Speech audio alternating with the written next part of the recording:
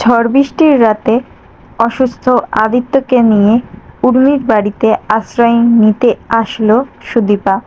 তো হ্যাঁ বন্ধুরা, অনুরাগের ছোঁয়া ধারাবাহিকের আগামী পর্বগুলোতে এমনটাই দেখানো হবে। সুদীপাকে দেখেই চিনতে পেরে যায় উর্মি। অবশেষে সুদীপা নিজের আসল পরিচয় জানতে পেরে যায়। সুদীপার ওপর রেগে গিয়ে বাড়ি থেকে অন্য থানায় বেরিয়ে যাওয়ার সময় মৃত্যুর মুখে পড়ে আদিত্য। আদিত্যকে নিয়ে সুস্থ করার জন্য ব্যাকুল হয়ে ওঠে সুদীপা, কিন্তু আশেপাশে কোনো কারোর বাড়ি দেখতে পায় না সুদীপা সেই ঝড় বৃষ্টির রাতে।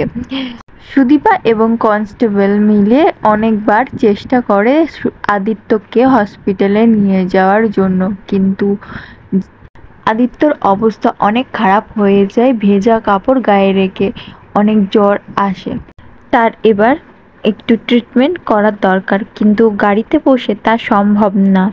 সুদীপা দুটি কনস্টেবলকে বলে এখানে দাঁড়াতে, কারণ সে সামনে একটি বাড়ি দেখতে পেয়েছে, আর সেই বাড়িটা আর কারণ নয় বরং উর্মির। তো হ্যাঁ বন্ধুরা, আদিত্যকে সুস্থ করতে গিয়ে এবার সব জানতে পেরে গেল সুদীপা। এই এপিসোডটা তোমাদের কেমন লাগবে অবশ্যই কমেন্টে জানিও।